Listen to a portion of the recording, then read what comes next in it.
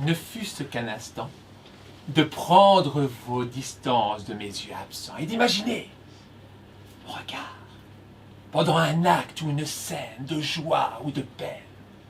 Quand un personnage, tout en mystère, aux yeux grands ouverts, me prête son visage.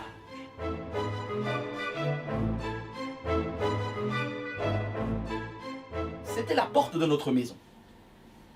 Et la poussée n'avait rien de surprenant. Chaque fois que je sortais pour aller à l'école ou jouer dans la rue, j'y revenais. La porte de sa maison, personne n'y prête attention. On la pousse et le tour est fait.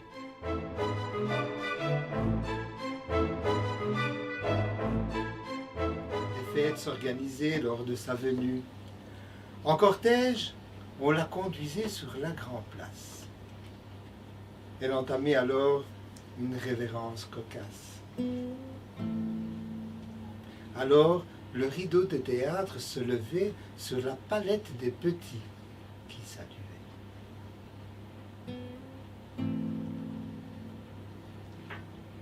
On ne peut pas dire à quel point elle était utile aujourd'hui où tout est devenu si futile.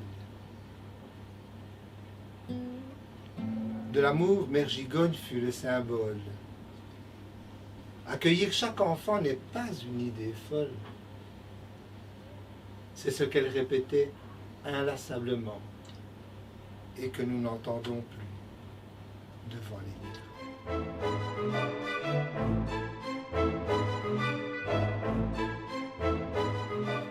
Le jour où j'ai mangé le cheval, j'avais envie de continuer ma route une fois ma faim apaisée. Malheureusement, je n'ai pas pu. J'ai dû m'asseoir.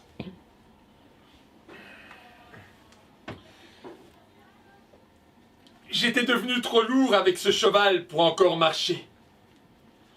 Au fond de moi, je savais que j'avais exagéré.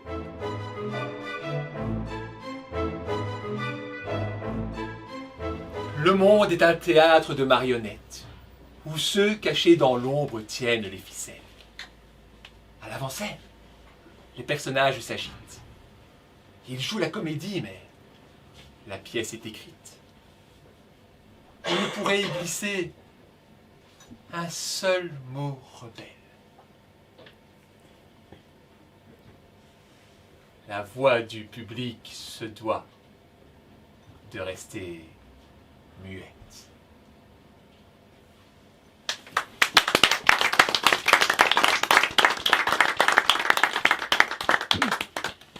On ne se rend pas compte habituellement à quel point tous les gens qui passent en courant, malgré leur mauvaise humeur et leur front baissé, demeurent sensibles à l'environnement. Le moindre petit détail devient important, car de la grisaille, lui seul peut les sauver. Un sourire traverse la rue devant eux. Les voilà joyeux qui en prennent plein les yeux.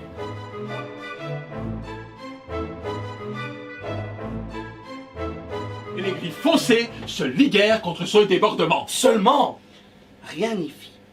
Le bleu s'accrochait solidement. Avec le temps, il s'élargit même progressivement. Le ciel gris devint bleu et lumineux, comme par enchantement. C'était comme si un arc-en-ciel était tombé au milieu de tout, miraculeusement.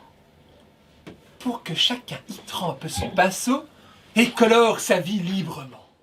Si on ne veut pas que tout redevienne blanc comme le néant, il vaut mieux être vigilant. Reprendre les pinceaux et donner une nouvelle couche à notre environnement. Tout pareil pour les gens. Car plus ils seront différents, plus le tableau restera vivant. N'oublions pas que dès que nos yeux sont ouverts en naissant, Il n'y a rien d'autre où les poser avant qu'ils se reposent définitivement. merci à vous.